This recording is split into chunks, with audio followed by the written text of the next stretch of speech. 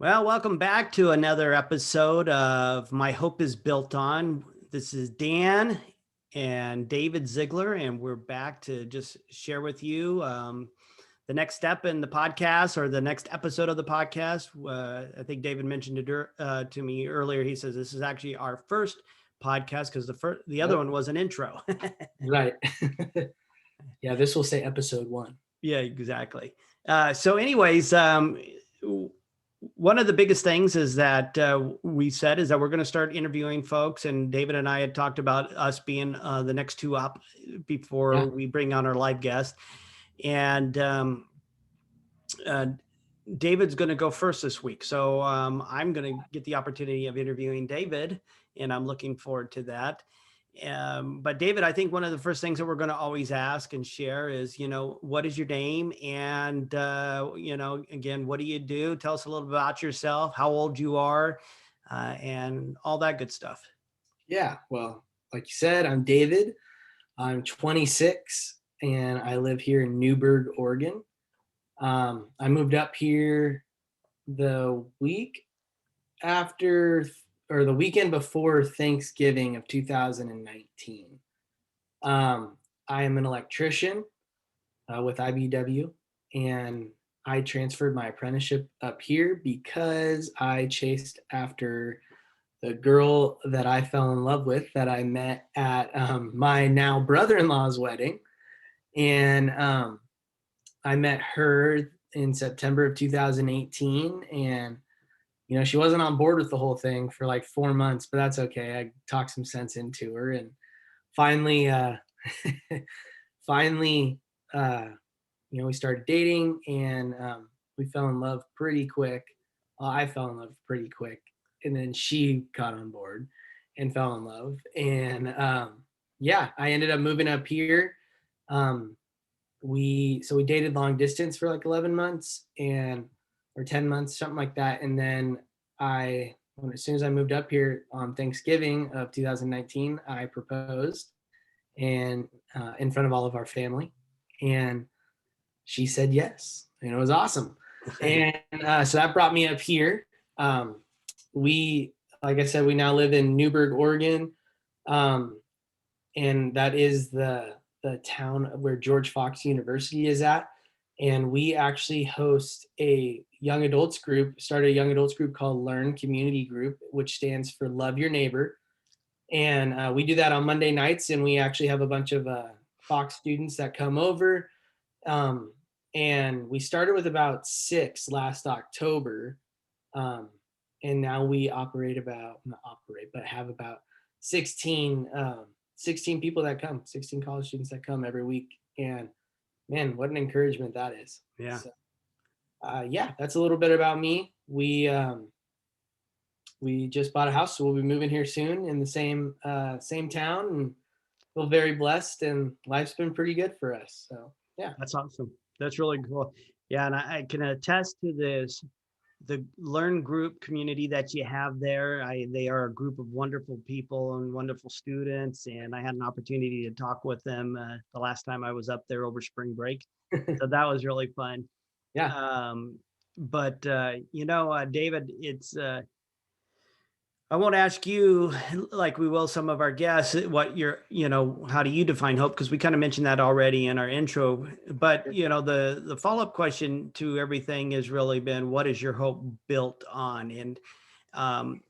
And more importantly, as we talked about before, is that it's really the focus of this podcast is, we all know that somebody's going through something, and that something can be leading them to a place of hopelessness, and is being able to help them find hope in the midst of that hopelessness that Right. they're in. Right. Right. And so again, David, go kind of just talk to us again. What is your hope built on?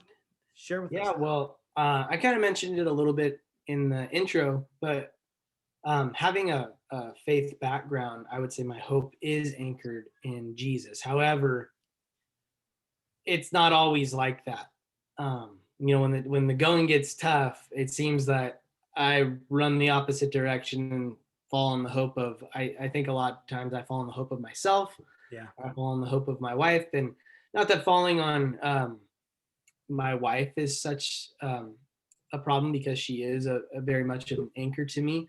But falling on myself, I find that that's an issue, because um, I think I just constantly battle with myself. I battle Yeah. for, to control the situation, to control the outcome. And that's just who I am. Right. And yeah, so I would say that a lot of times when the hard things come, I naturally will find hope in myself versus find hope in Christ. Yeah. Um, but there comes a time where I can recenter, and thankfully I have a wife who helps um, keeps pointing me back to that hope. Yeah. Um, so yeah, I would say my hope, to answer the question, my hope is built on Jesus.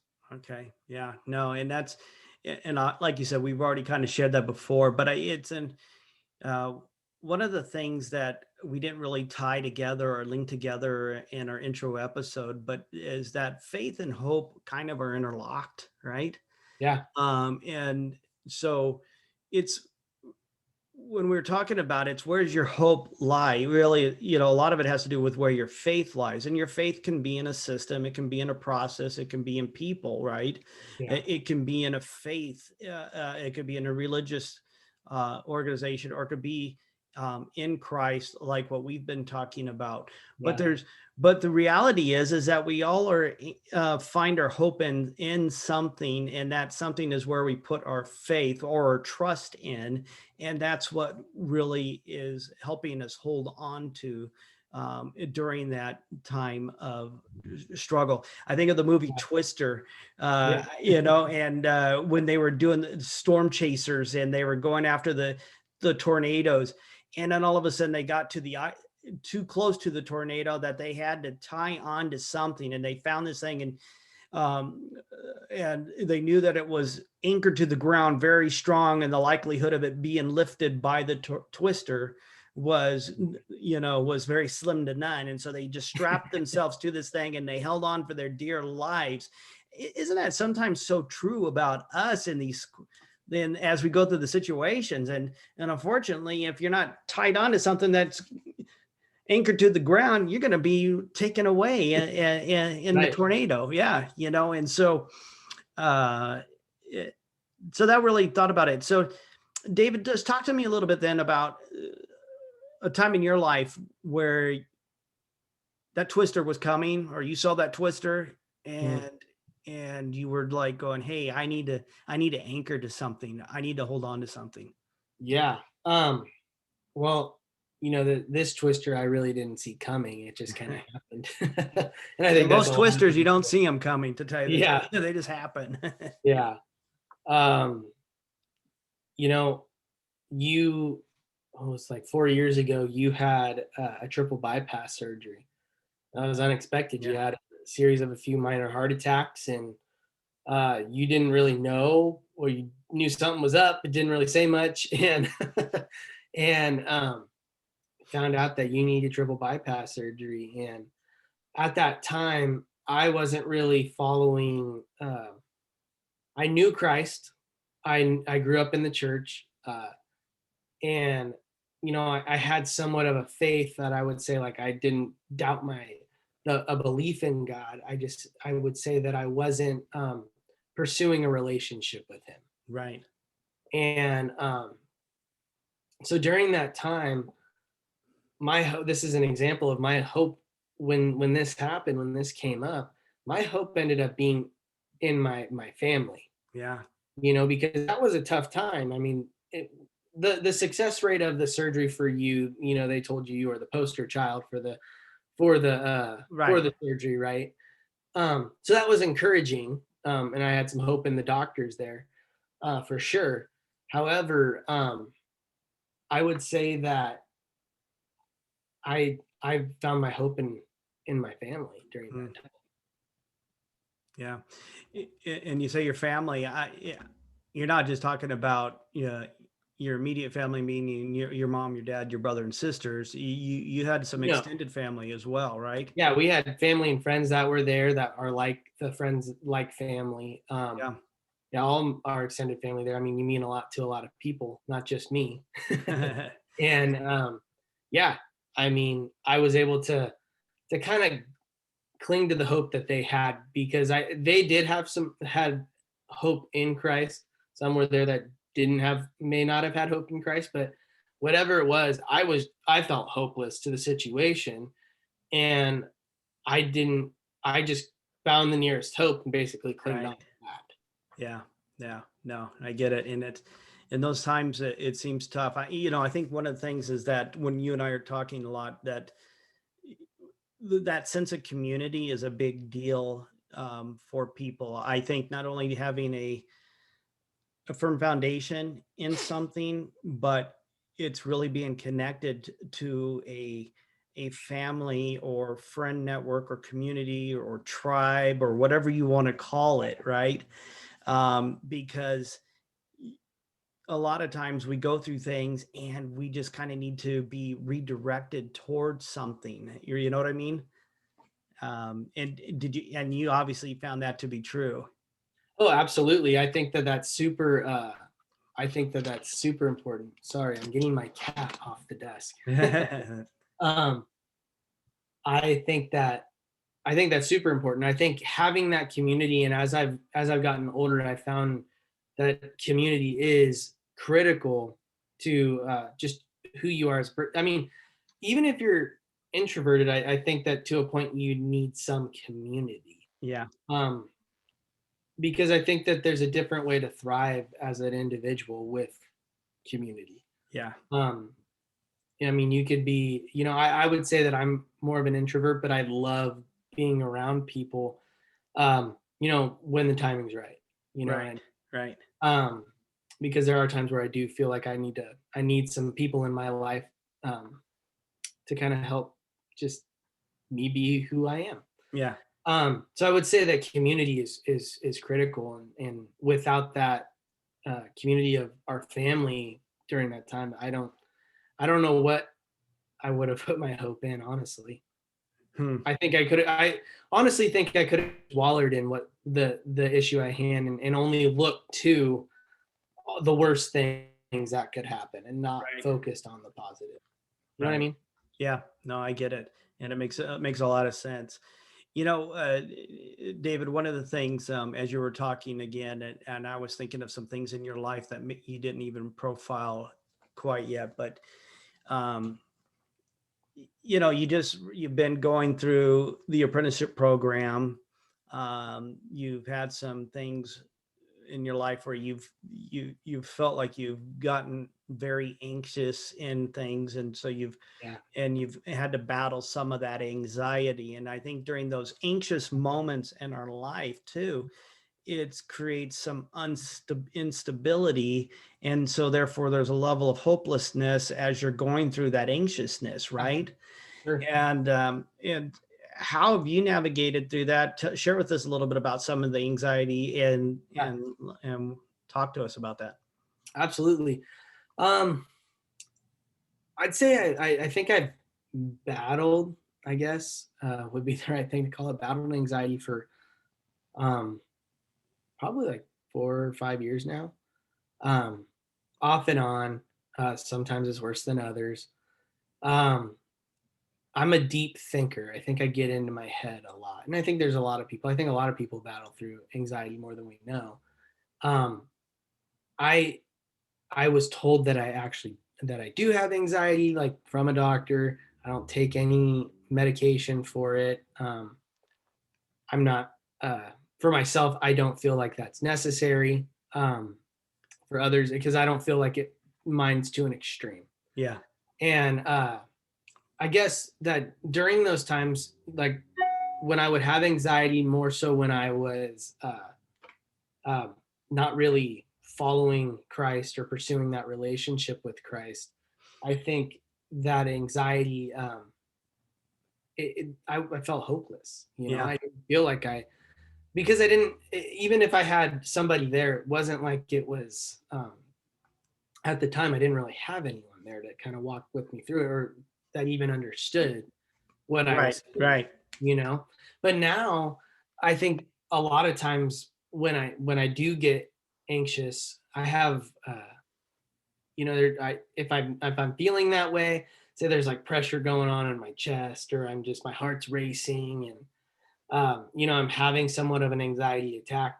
Sometimes that just deep breathing doesn't really help. I can't control it. I can't Yeah, I yeah, can't sit there and just be like, taking those deep breaths in. It doesn't work for me. It right, really doesn't. That's what right. people say to do, or there's other things to do. And I'll just sit there. Sometimes I'll lay on the floor, and I'll try to take a couple deep breaths and just kind of relax for a moment, and I'll be praying, and I'm like, God, take this away, but he's not taking it away, and it just doesn't seem to Yeah, change. Nothing seems to change, but he is there, and I think he works in different ways, right? yeah, And so I would say that through my wife, being that person who kind of comes and will put her arm around me, or just be near me and sit near me, and I don't we don't necessarily baby the situation. I'm not like that at all. Um, but with her sitting next to me and just telling me it's going to be okay, or just praying out loud for me, I think that's kind of the way God works, yeah. and he's there. And Mm, so through my wife, and I think through God, I want to give him credit for that too, because, he may have not answered it in the way that I may have thought or expected he should have answered it, but he definitely answers it.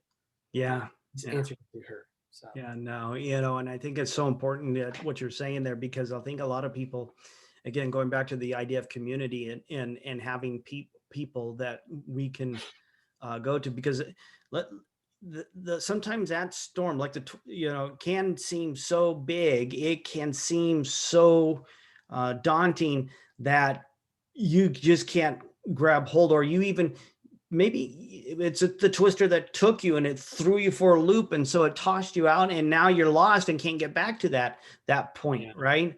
And so sometimes you need to reach out then to those people that and that you love and that you trust in your life, so that they can help point you back to your groundedness, if you will, or back to your point of hope, because sometimes we need redirection when we get lost, right?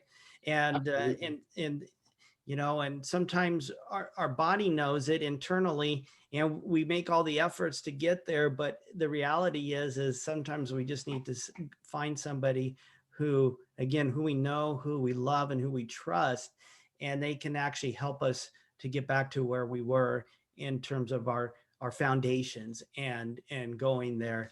Right. So I think that, like you said, David, so a lot of times, in a marriage, that's the way it should work for couples, right? You should find they should be able to help you. First of all, you've already got a firm foundation that's Yeah. been built in your relationship. And then number two is the relationship strong in and of itself. Um, but if you're not married, and that's not the case, you have your family then who can be there for you, or you have some friends who can be there for you. And so I think one of the things I've always found to be true is your friends really show up. You really know who your friends are actually in the midst of a crisis, right? Yeah, right. Uh, so that is the one thing that's always been true to me, is your friends really do show up or don't show up in those times. And Yeah, it's important that we really begin to see that and understand that in our own lives. Um, absolutely. I also, just to add there too, having that person that you can go to and you could talk to and things like that, it's super, super important. Um, However, I think I know for myself, for me to go and open up and talk to someone, I'm pretty good about opening up. mhm. However, to go out and seek someone for help is not the easiest thing for me, because I think for me in my head, it shows that I'm weak. Yeah, And I want to just encourage people that that's something that I still work on overcoming. yeah, Um, that it's not weakness to know, like, dude, I can't get through this on my own. You need to, well, first of all, it's acknowledging the situation at hand, right? That right, hey, I need someone or something here to help me get through this, because right. I cannot do it on my own. I'm not saying it has to be God. I'm not saying that. You need community in your life because it is critical to who you are as a human being. I truly believe that with all my Right. heart. Right. Um, but don't be afraid. Don't worry about it. And hopefully you find somebody, and if it's the right person, they're not going to judge you. You're not going to feel that way. Mm-hmm. I mean, don't don't act like your stuff don't stink. You know what I mean? Go and get and seek that help, or seek that counsel from somebody, and find that person in your life. And again, that's why we put our number in the show notes, because Exactly. uh that's what, if you don't have that person now, granted, uh we don't, uh we don't may not know each other, or we may not like super well. That's okay, we can get to know each other. And I think about it, if you were to call and things like that, it's not that we want to sit here and, yes, we have a faith background, and yes, we have our hopes in Jesus, and if that's the hope that you're leaning towards, then absolutely, by all means, that's awesome. But we're not here to shove Jesus down your throat. Yeah. I don't think that's what Jesus did, and I don't think that's what Jesus intended for anybody to do. Why would anybody want a forced relationship? Right. You know what I mean? That, and because I truly believe that that's what we're to have, as a relationship with him. And I don't want to do that to anybody.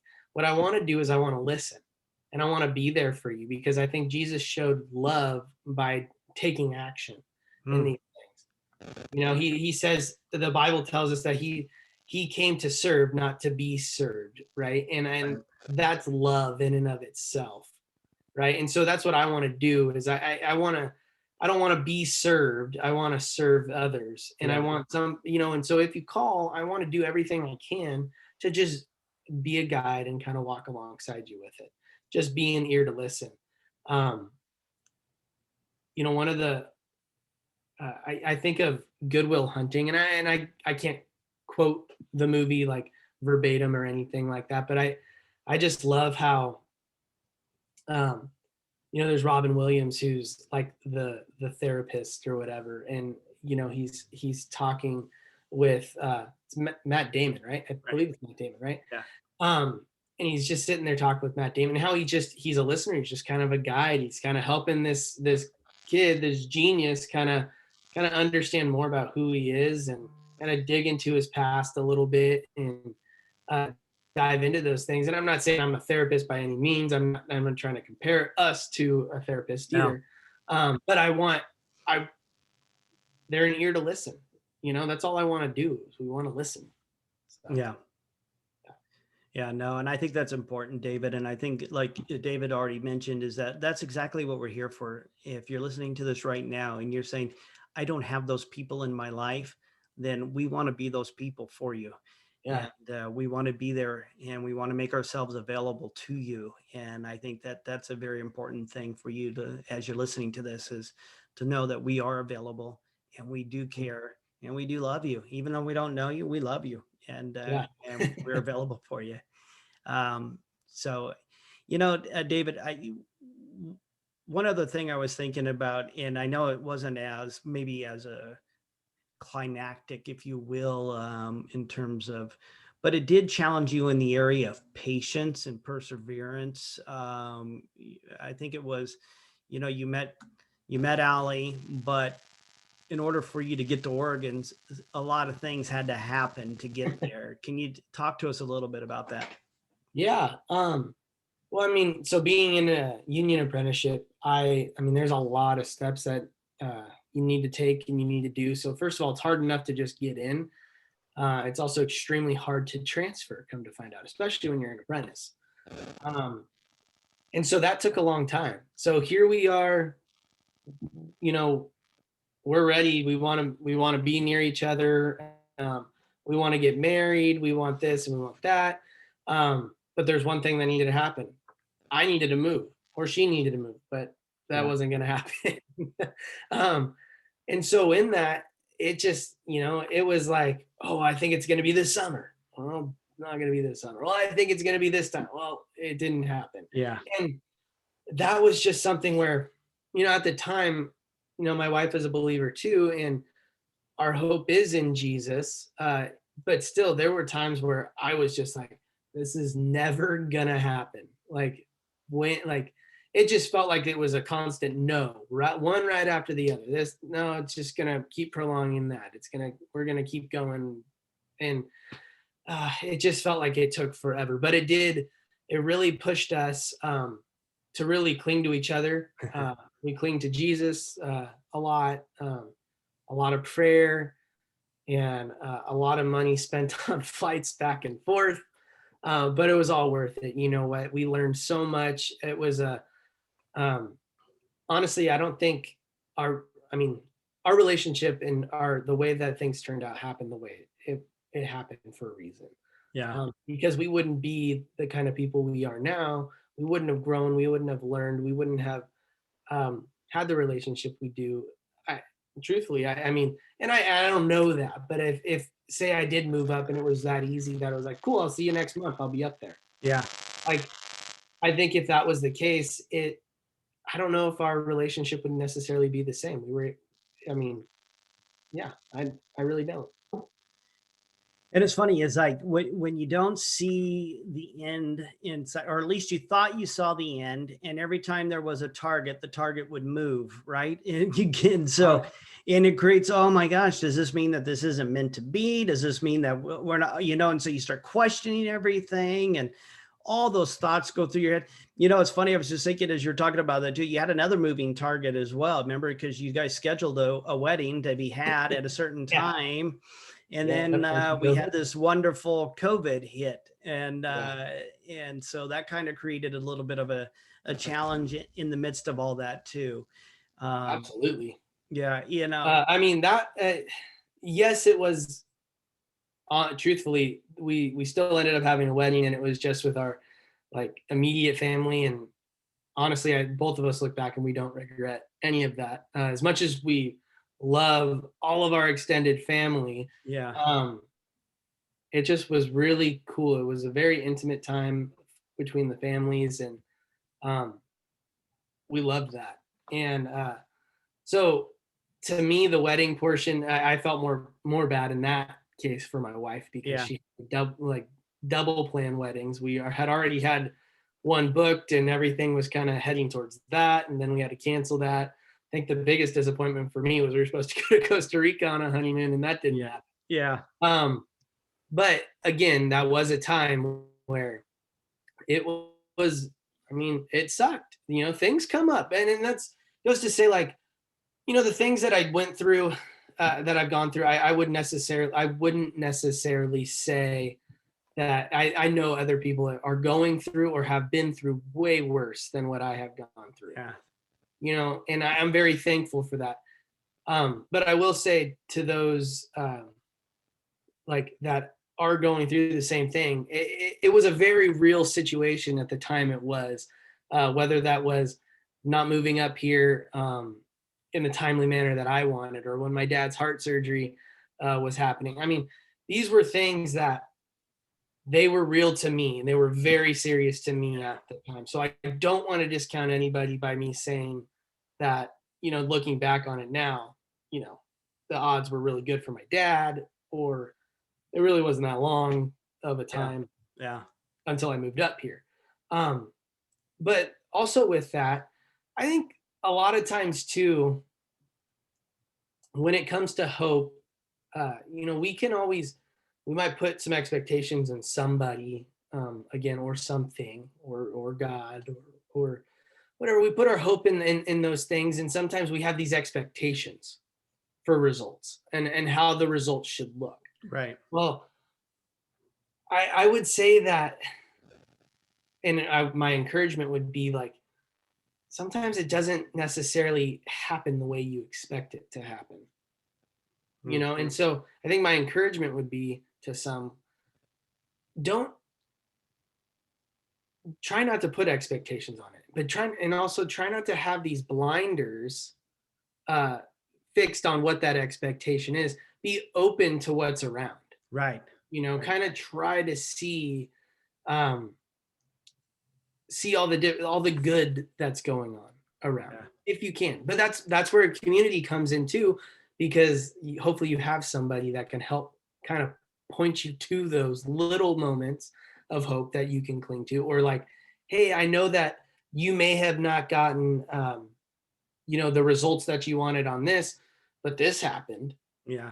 So just because you think everything's not going your way, there is some things going your way, and it's important to acknowledge that. Yeah. um, Yeah. It's funny as you're saying all that. One of the things that rings true is that there's one of the quotes is that people say is hindsight is 2020, yeah. For right? sure. Yeah, which says that you have greater clarity after you've gone through whatever you've gone through. So you can learn from your failures, you can learn from your successes, you can learn from the situation. The clarity is really good when I look back, but Yeah. when I'm in that moment, sometimes it's not as crystal clear. And that's why, Right. again, it's so important to be grounded, to have a hope in something. And it's so important to be grounded and connected to a community of some sort. And again, to be attached to people who you can help, that can help you through that time. Yeah. And once again, if you don't have those people, we'd love to be them for you. Yeah, absolutely. So David, do you have any other extra thoughts that you'd like to share before we wrap this one up? No, outside of, I'm really liking this. It's fun because I feel like we're just kind of recording our conversations at this point because we talk every day. Yeah.